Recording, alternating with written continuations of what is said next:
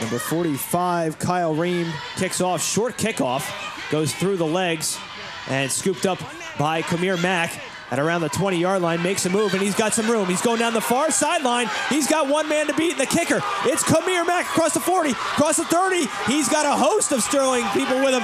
He's going to take it into the end zone for a touchdown on the very first play of the game. Kamir Mack, humongous return, exactly what you wanted to start the game.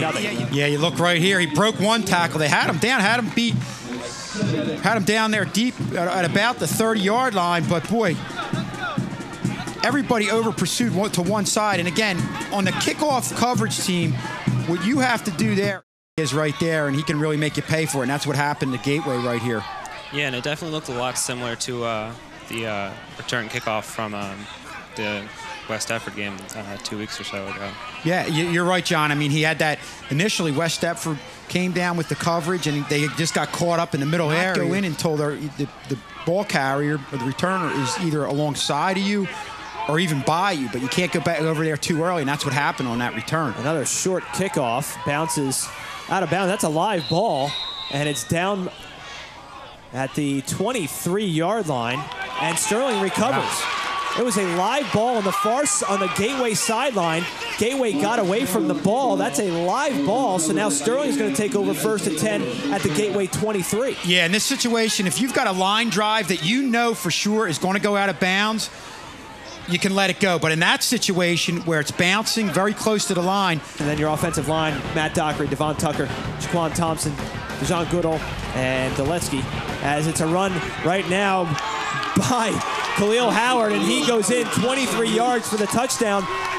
First offensive play, Sterling takes it in 23 yards for a touchdown. It's already 13-0. Watch the guard here come out right there. Actually didn't have anybody. They kicked out. He blocked downfield, but that just shows you what a great job they did on the line of scrimmage. But again, you see the guards are very active, and that can, this is the type of offense you want from an offensive line standpoint when you have very athletic offensive linemen, and that's what Sterling has. And that play happened so quickly. 11:37 left to go in this opening quarter. Sterling already out to a 14-0 lead.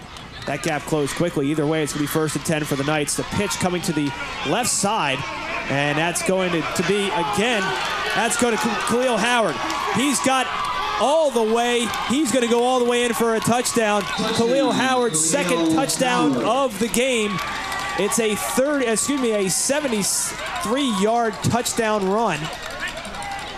Just a sprint to the left side. And again, Rob, that was something we've seen them do so successfully against West Deptford. That left side of that offensive line had a dominating effort. We look at this right here. Again, you're going to the outside. You're going to see them seal things out. That time the guard didn't pull, kind of went out, sealed out the linebackers, giving another different look there on the offensive line off to the left side. But we were so impressed with what they were able to do. And with 8:38 left to go in the opening quarter, it's 21-0 Sterling.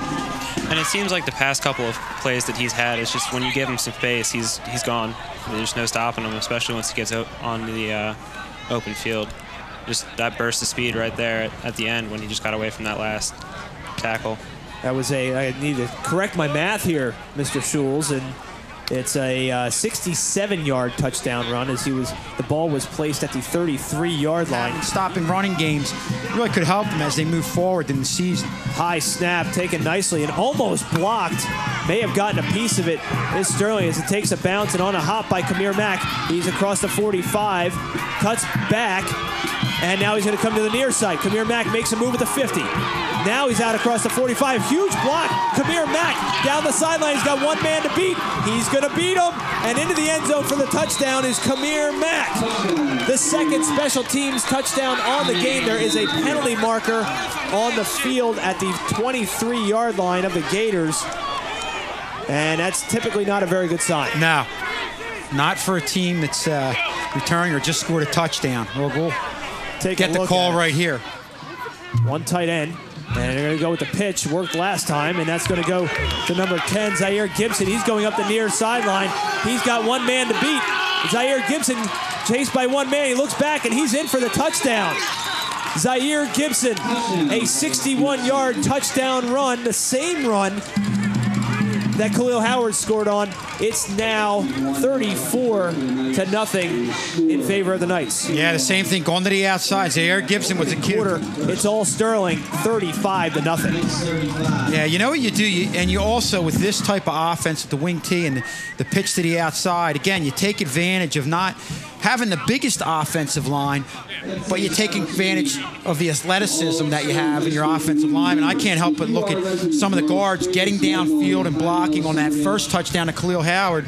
And then right there, you saw them get to the linebacker, seal them off. Great blocking, great secondary blocking. You see right here, nice move right there, but it was a block to the inside. And you know, when you see all those blocks, kids getting downfield, never quitting on a play, that just shows you how much this team's buying into what Coach Wiley's preaching offensively.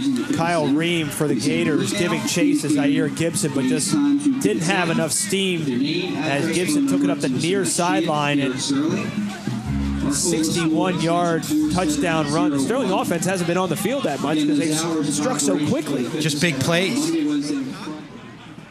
Marcus Taylor under center, going to hand it off again to Khalil Howard.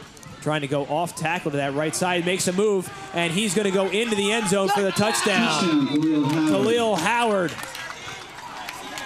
a 28-yard touchdown, 29-yard touchdown run. Sterling increases its lead to 41-0 with 7:25 left to go in the half. Yeah, and so far the touchdowns that Khalil Howard had, he's gotten to the outside and had a lot of open space, great blocking in front of him. But this is just a great instinctive play by Khalil Howard, going to the left side. Gateway actually didn't do a bad job getting out there, but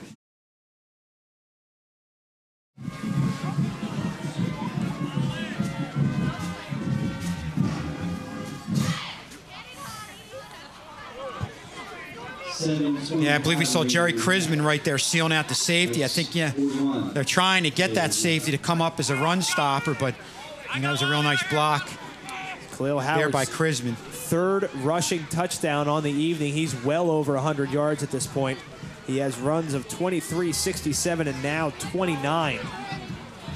As he scoots off that right side, breaks off a tackler, and then goes to the corner of the end zone and walks in.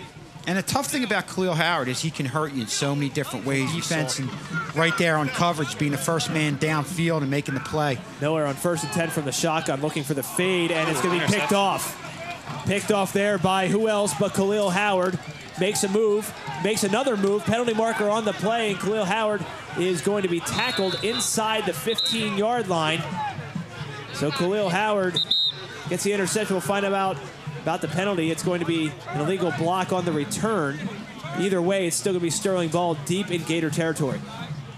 Yeah, that's a play where you just hang that ball up a little bit too much, and Sterling has athletes back there, can break on the ball, and anytime you give them time to react, what's going to happen is what happened right there with Khalil Howard getting the ball. It looked like it was tipped a little bit, and on the return, Sterling takes over and adding to their dominating effort here in this first half.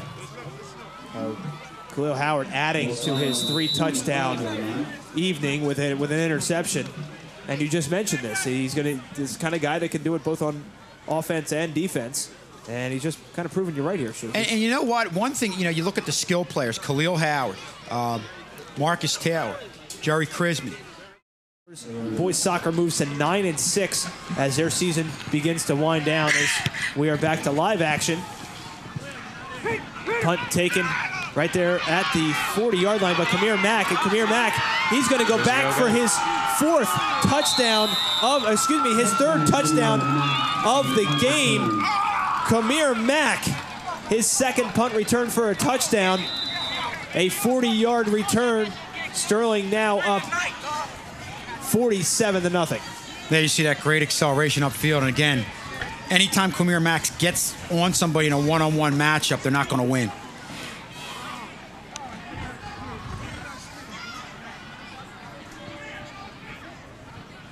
You see the ability to operate. We talked a lot about Khalil Howard at certain points. I know in the end of that first half operating in some tight spaces. Of course, he's had a lot of open space too, but especially against kids like Kamir Mack and Khalil Howard right here.